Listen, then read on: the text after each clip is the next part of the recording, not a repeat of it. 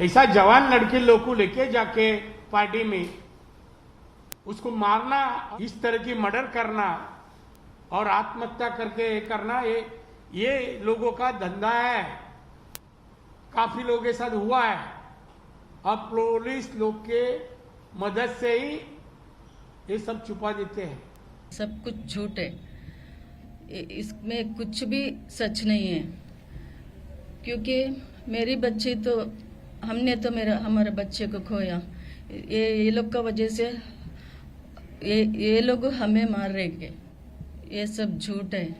इसके लिए सबसे रिक्वेस्ट करती हूँ, ये सब बंद करवा दें। सुप्रीम कोर्ट से भी मैं बोलती हूँ, ये सब बंद करवा दीजिए। हमें बहुत तकलीफ होता है, ये सब सहने का ताकत नहीं है। मैं वो बोला, मैं उसको जख्म है, इंजरीज है और ऐसे जगह में है तो उधर गिर के मार नहीं लगता। मैं पहले से कहा मेरे इसमें कि उसका आत्महत्या नहीं है, मर्डर है। ऑर्गन्स अच्छा है, वो कुछ है ही नहीं, सब रूमर्स है। प्लीज़ मैं रिक्वेस्ट करता हूँ, मेरी बेटी के लिए ऐसा रूमर्स फैला के आप उसका फ़ायदा मत उठाइए प्लीज़। उतना पब्लिक से मैं रिक्वेस्ट करता हूँ, all social medias and all politicians also, उतना मेरा रिक्वेस्ट है। तो रिया सुशांत के रिश्तों और राज को लेकर नोटबुक और व्हाट्सएप मैसेज तक की एंट्री अब हो गई है। डायरी के पन्ने और व्हाट्सएप मैसेज जारी किए जा चुके हैं। रिया की डायरी में सुशांत की लिखावट का दावा किया जा रहा है, जिसमें वो रिया के परिवार को हर तरफ से शुक्रिया अदा कर रहे हैं। तो लीलू, बेबू, सर, मैम का जिक्र भी है। तमाम शब्दों का जिक्र और दावा यह है कि रिया की डायरी में सुशांत ने रिया और उसके परिवार की दिल खोलकर तारीफ की है और उसको महान बताया है। सर और मैम रिया के माता पिता के लिए इस्तेमाल किया गया है।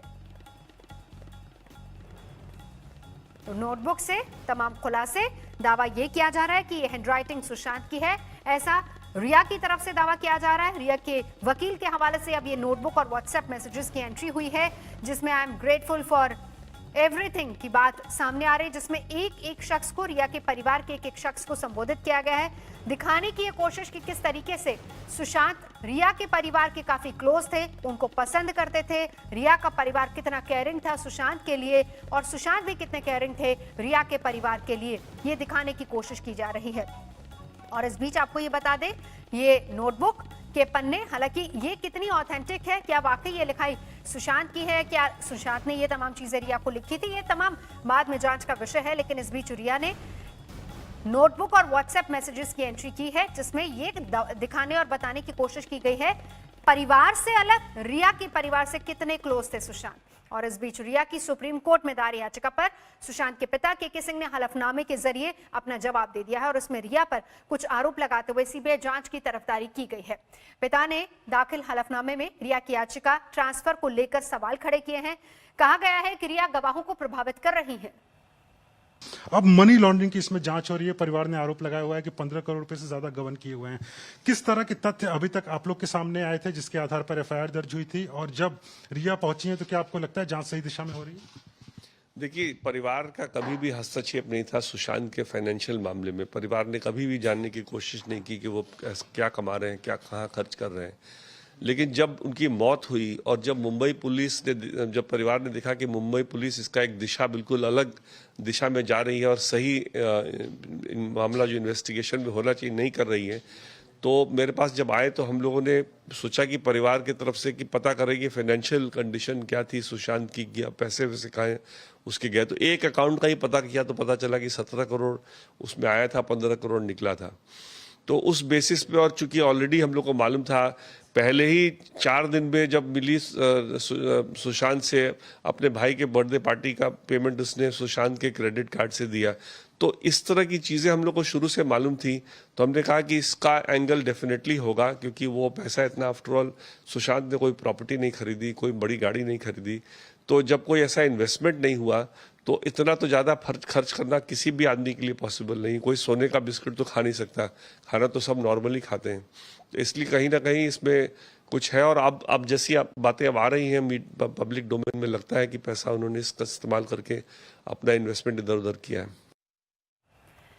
तो सुशांत केस की जांच को लेकर दो सरकारें अब आमने सामने हैं। बिहार और महाराष्ट्र सरकार की अपनी अपनी दलीलें हैं। महाराष्ट्र सरकार का कहना है कि मुंबई में ही जांच हो, सीबीआई जांच की सिफारिश गलत है, जबकि बिहार सरकार ने सुप्रीम कोर्ट में दलील दी है कि बिहार पुलिस को जांच का पूरा हक था। आपको यहां पर यह भी बताते चलें कि दोनों ही सरकारों ने सुप्रीम कोर्ट में क्या क्या दलीलें दी है।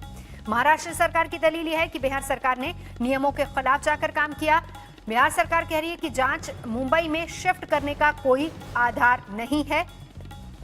बिहार सरकार को सीबीआई जांच की सिफारिश करने का हक नहीं, ऐसा महाराष्ट्र सरकार कह रही है।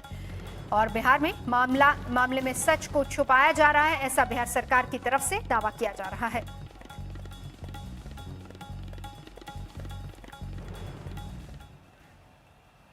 सुशांत केस में ईडी की जांच का दायरा लगातार बढ़ता जा रहा है। कुछ देर पहले रिया के भाई ईडी दफ्तर पहुंचे। ईडी के अधिकारी शौविक से सुशांत केस मामले में सवाल जवाब कर रहे हैं। ये कुछ क्षण पहले की तस्वीरें हैं। शौविक पहुंचे हैं ईडी के दफ्तर। कल भी पहुंचे थे रिया के साथ, रिया के पिता भी साथ ही थे।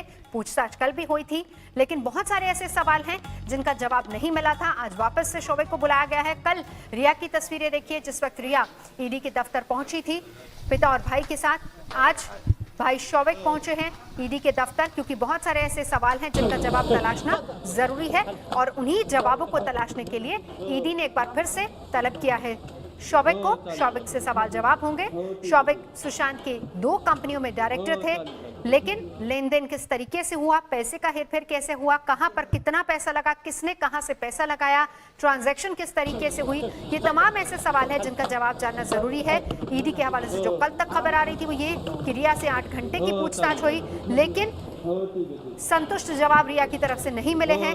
उसी को क्रॉस एग्जामिन बाद में किया जाएगा, लेकिन इस बीच सभी से एक-एक करके पूछताछ हो रही है। नमस्कार, मैं हूं अंजना ओम कश्यप। हमें उम्मीद है ये वीडियो आपको पसंद आया होगा। लेटेस्ट खबरों के लिए यूं ही देखते रहिए आज तक, और इस वीडियो के पसंद आने पर लाइक, शेयर एंड सब्सक्राइब करना ना भूलें।